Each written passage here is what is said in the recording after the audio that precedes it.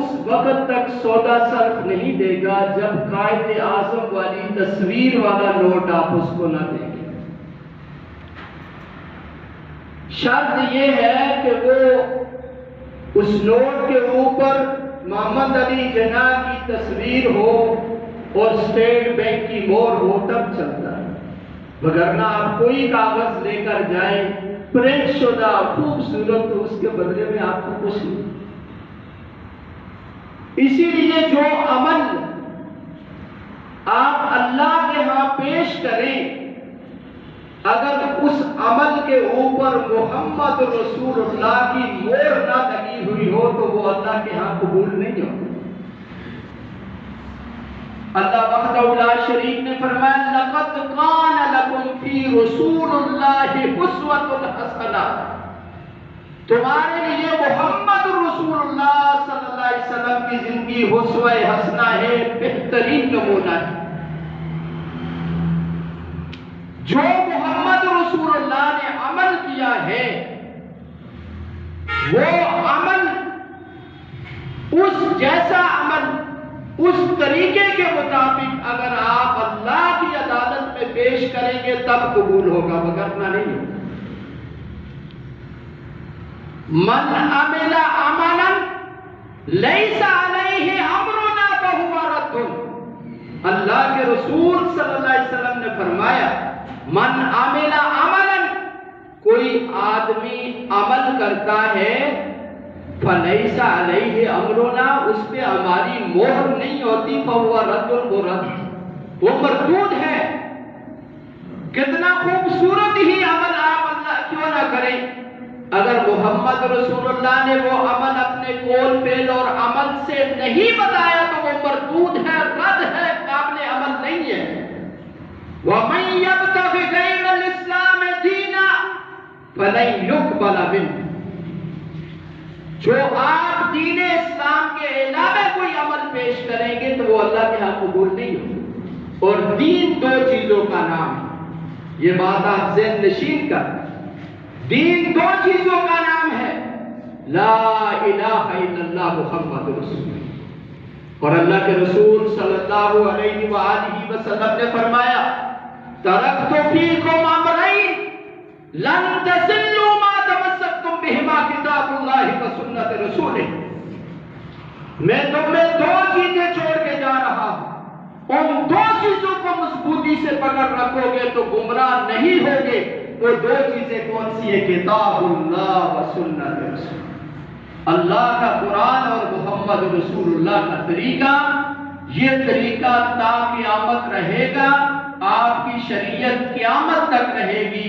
آپ دنیا سے چلے گئے، اس سے پہلے بھی نبی دنیا سے گئے، آدم علیہ السلام گئے، شریعت بھی گئی، موسیٰ علیہ السلام گئے، شریعت بھی گئی، عیسیٰ علیہ السلام گئے، شریعت بھی گئی، اور داؤد علیہ السلام گئے، شریعت بھی گئی، ابراہیم اسماعیل اسحاق گئے، شریعت بھی گئی، لیکن محمد رسول اللہ دنیا سے چلے گئے، لیکن آپ کی شریعت، آپ کا دین تا قیامت رہے گا، اور اس میں کوئی رد و بدل نہیں کر سکتا۔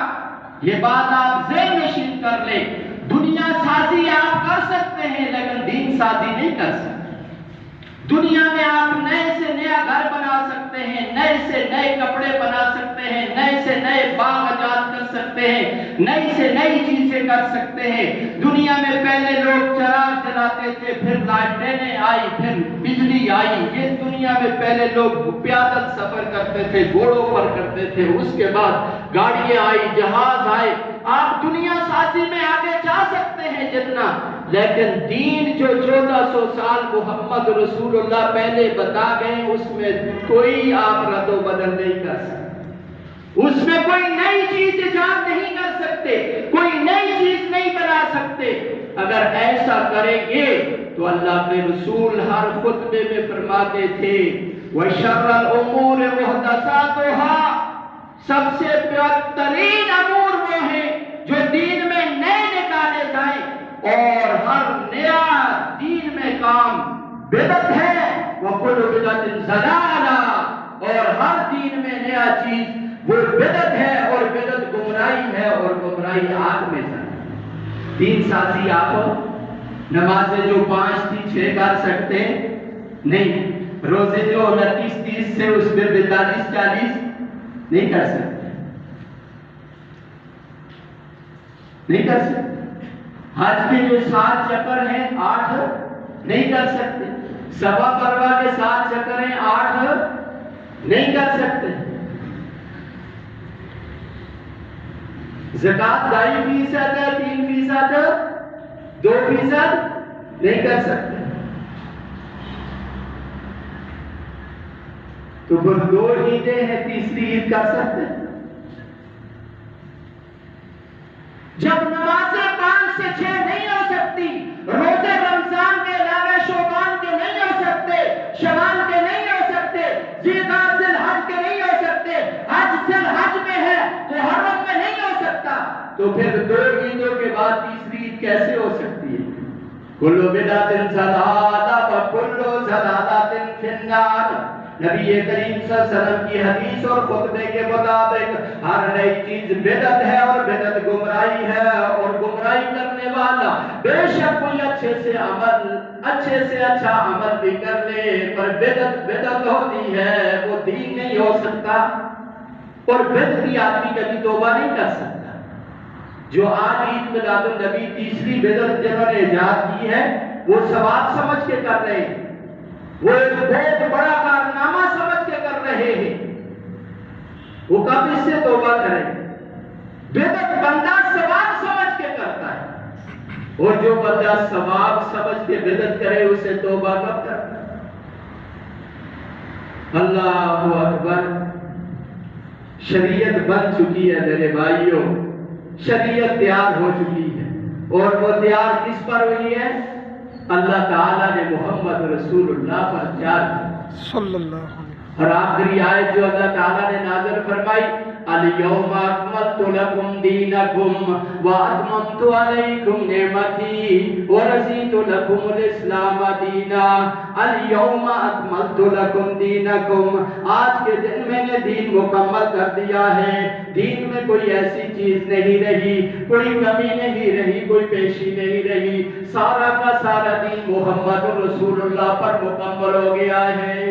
تو ہمارا رب اللہ ہے اور تمہارا دین اسلام ہے، اور اسلام 2 چیزوں کا نام ہے، کتاب اللہ، محمد رسول اللہ۔ یہ 2 چیزیں ہیں، یہ دین ہے، یہ شریعت ہے، اور یہ قیامت تک باقی رہے گی۔ میرے بھائیوں، اب جس نے سیدھے راستے پر چلنا ہے، صراط مستقیم پر چلنا ہے، راہ راست پر چلنا ہے، جنت کے راستے پر چلنا ہے، تو پھر اس کو 2 چیزوں، دائیں ہاتھ میں اللہ کا قرآن لے کر اور بائیں ہاتھ میں محمد رسول اللہ کی حدیث لے کر صلی اللہ علیہ وسلم۔ اور یہ بات یاد رکھیں کہ اللہ کے دین، اللہ کے قرآن اور اللہ کے احکامات کو محمد رسول اللہ صلی اللہ علیہ وسلم کی پیروی میں مکمل ہونا ہے۔ جو بندہ کہے کہ میں قرآن کے احکامات کو کسی اور کے ذریعے اس پر عمل کروں گا، یہ اس کی ناسمجھی اور نالائقی ہے۔ اصل تشریح جو اللہ کے رسول نے کی ہے وہی اصل تشریح ہے، اور وہ حدیث کے ذریعے آپ تک پہنچی۔ صحابہ کرام نے نبی پاک محمد رسول اللہ صلی اللہ علیہ وآلہ وسلم کی زندگی کو، باہر کی زندگی کو ہم تک پہنچایا ہے، اور گھر کی زندگی کو ازواج مطہرات ہم سب کی ماں نے ہم تک پہنچایا ہے۔ اب میں مسئلہ آپ نے بہرحال پہلے بھی سنا ہے، لیکن میں آپ کو بتاؤں کہ دین صرف محمد رسول اللہ کی بات کا نام ہے۔ آپ کی سنت، آپ کا طریقہ، آپ کا قول اور فعل، اس میں نہ کمی کر سکتے ہیں نہ زیادتی کر سکتے ہیں۔ 3 صحابی آئے، نبی پاک محمد رسول اللہ صلی اللہ علیہ وسلم گھر میں موجود نہیں، امی عائشہ صدیقہ رضی اللہ تعالیٰ عنہ موجود تھی۔ انہوں نے پردے میں آپ صلی اللہ علیہ وسلم کی تعلیمات، آپ کی عبادات کے بارے میں پوچھا، تو انہوں نے بتایا اللہ کے رسول ایسے ایسے روزہ رکھتے ہیں، ایسے نماز پڑھتے ہیں، ایسے رات کو قیام کرتے ہیں، یہ تو ان صحابہ نے کہا کہ اللہ رسول جو ہے وہ تو معصوم گناہ ہیں، وہ تو اللہ کے محبوب ہیں، وہ تو اللہ کے پیارے ہیں، لہذا ہمیں کچھ زیادہ کرنا چاہیے۔ تو ان میں سے ایک نے کہا کہ میں ساری رات جاگوں گا، کبھی آرام نہیں کروں، اور جاگ کے پوری رات اللہ کا قیام کروں گا، اللہ کے سامنے کھڑا رہوں گا، سجدہ رکوع عبادت کروں گا۔ کتنا عظیم عمل ہے، سوچنے کی بات ہے نا، کتنا اعلیٰ سوچ ہے کہ میں سوؤں گا نہیں، نیند نہیں کروں گا، ساری رات قیام کروں گا۔ اور دوسرے نے کہا کہ میں ساری زندگی روزہ رکھوں گا، نفلی فرضی روزے، فرضی نفلی بھی پوری زندگی رکھوں گا، کیونکہ اللہ کے رسول تو معصوم گناہ ہے، وہ گناہگار ہے۔ کتنی بڑی اور کتنی اعلیٰ سوچ ہے کہ میں زندگی بھر روزہ ہی روزہ رکھوں گا۔ اور تیسرے نے کہا کہ میں شادی نہیں کروں گا، دن رات اللہ کی عبادت کروں گا، نہ بیوی کی فکر، نہ بچوں کی فکر، نہ کھانے پینے کی فکر، بس اللہ کی عبادت کرتا رہوں۔ اب یہ تینوں اپنی اپنی خواہشات اور اپنے اپنے عمل اور اپنے اپنا نظریہ امی عائشہ صدیقہ کے سامنے رکھ کے چلے گئے۔ جب شام کو رسول اللہ صلی اللہ علیہ وسلم آئے تو امی عائشہ نے فرمایا فلاں آدمی آئے تھے اور انہوں نے یہ بات کی کہ ہم ایسے عبادت کریں گے، ایسے عبادت کریں گے۔ نبی صلی اللہ علیہ وسلم نے فرمایا ان تینوں کو بلا کے لے آؤ۔ تینوں کو بلایا گیا تو نبی صلی اللہ علیہ وسلم نے فرمایا اس کائنات کے اندر اللہ سے ڈرنے والا مجھ سے بڑھ کر کوئی نہیں، سب سے زیادہ اللہ سے خوف رکھنے والا، ڈرنے والا میں محمد رسول اللہ۔ اگر میں نے شادی کی ہے تو میں شادی کرنا پڑے گی، یہ میری سنت ہے۔ اگر میں رات کو سویا ہوں اور عبادت بھی کی ہے تو میں بھی سونا پڑے گا، عبادت کرنی پڑے گی۔ اور اگر میں نے نفلی روزہ رکھا بھی ہے اور افطار کیا ہے تو میں بھی روزہ رکھنا پڑے گا اور افطار۔ تم مجھ سے آگے نہیں بڑھ سکتے ہو، تم مجھ سے زیادہ عبادت نہیں کر سکتے ہو۔ جو کام میں محمد رسول اللہ نے کیا ہے وہی دین ہے، اس دین میں تم اضافہ نہیں کر سکتے، اس دین میں زیادتی نہیں کر سکتے۔ دین مجھ پر مکمل ہو گیا ہے، میری سنت، میری شریعت ہی دین ہے۔ تو میں پوچھنا چاہتا ہوں کہ محمد رسول اللہ صلی اللہ علیہ وسلم نے اپنی 63 سالہ زندگی میں ثابت کر کے دکھاؤ کہ 12 ربیع الاول کا دن آیا ہو اور محمد رسول اللہ نے صحابہ کو باہر نکالا ہو کہ جاؤ جشن مناؤ، سڑکوں کے اوپر نعرے میرے لگاؤ۔ بتاؤ تم ایک حدیث، ایک آیت بتا دو۔ اس کے بعد میں کہتا ہوں دنیا میں محمد رسول اللہ صلی اللہ علیہ وسلم سے، صحابہ سے بڑھ کر کوئی محبت نہیں کر سکتا۔ صحابہ وہ تھے، کہتے ہیں یوسف کو دیکھ کر مصر کی عورتوں نے انگلیاں کاٹ دی، لیکن محمد رسول اللہ کو دیکھ کر صحابہ نے اپنی گردنیں کٹا دی۔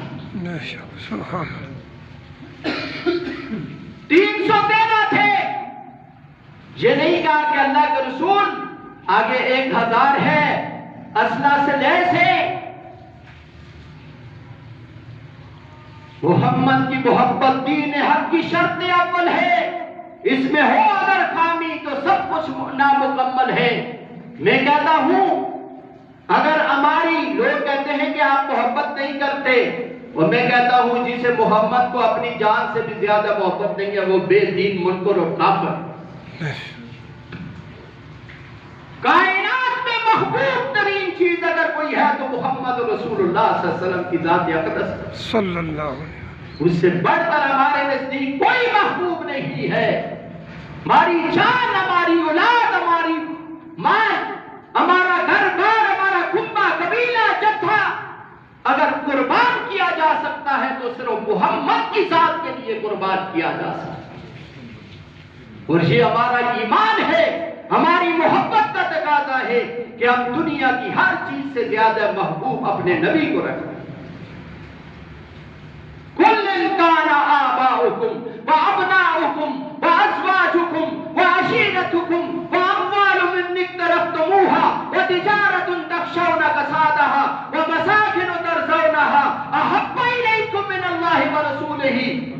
والیوم الآخر۔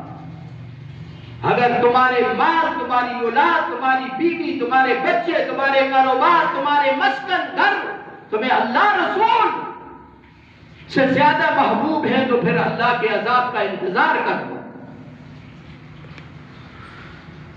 حضرات، محمد رسول اللہ صلی اللہ علیہ وسلم سے محبت ہمارے ایمان کا تقاضا ہے۔ محمد کی محبت دین و دنیا کا سہارا ہے۔ محمد جس کو پیارے ہیں خدا کا وہ پیارا ہے۔ قل ان کنتم تحبون اللہ فاتبعونی یحببکم اللہ، کہہ دیجئے اگر تم رسول اللہ سے محبت کرنا چاہتے ہو تو میں محمد کی پیروی کرو، اللہ تم سے محبت کرے گا، اللہ تمہارے گناہ معاف کرے گا۔ یہ اللہ کا بہت بڑا احسان اور کرم ہے کہ جس نے ہمیں محمد رسول اللہ کا امتی بنایا ہے صلی اللہ۔ لیکن یاد رکھو، محمد رسول اللہ صلی اللہ علیہ وسلم کی سنت سے پیار کرنا، من احب سنتی فقد احبنی ومن احبنی کان معی فی الجنہ، یہ تقاضا ہے محبت کا۔ من احب سنتی، میرے طریقے کے ساتھ جو محبت کرے گا اس نے میرے ساتھ محبت کی ہے، میری آداؤں کے ساتھ، میرے طریقے کے مطابق نماز پڑھے گا، میرے طریقے کے مطابق روزہ رکھے گا، میرے طریقے کے مطابق کھائے گا، میرے طریقے کے مطابق غمی شادی کرے گا۔ فرمایا اس نے حقیقت میں میرے ساتھ محبت کی ہے، اور جو میرے ساتھ محبت کرتا ہے کان معی فی الجنہ، وہ جنت میں میرے ساتھ ہو۔ ایک صحابی آئے، اللہ کے رسول قیامت کب آئے گی؟ آپ صلی اللہ علیہ وسلم نے فرمایا ما عددت لہا، تو نے قیامت کے لیے کیا تیاری کی ہے؟ تیرے پاس کون سا عمل ہے کہ تو قیامت کی تیاری کا پوچھتا ہے؟ فرمایا اللہ کے رسول میں نے کوئی بڑے روزے اور بڑے عبادات کر کے تو تیاری نہیں، وَلَٰكِنِّي أُحِبُّ اللَّهَ وَرَسُولَهُ، لیکن میرے اندر یہ بات ہے کہ میں سب سے زیادہ محبت اللہ اور اس کے رسول کے ساتھ کرتا ہوں۔ اللہ کے رسول نے فرمایا انت مع من احببت، تو قیامت کے دن اس کے ساتھ ہوگا جس کے ساتھ تو محبت کرتا ہے۔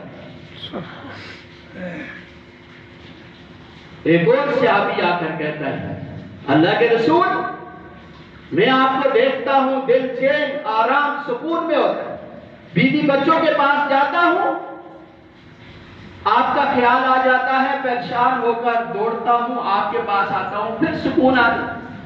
لیکن اللہ کے رسول کبھی کبھی بڑا پریشان ہو جاتا ہوں جب آپ کی موت اور اپنی موت کا سوچتا ہوں،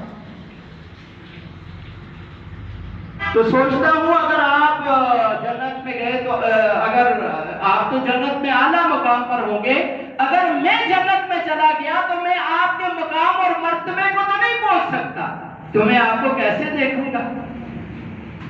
اللہ اکبر، یہ تھی محبت، یہ تھی پیار۔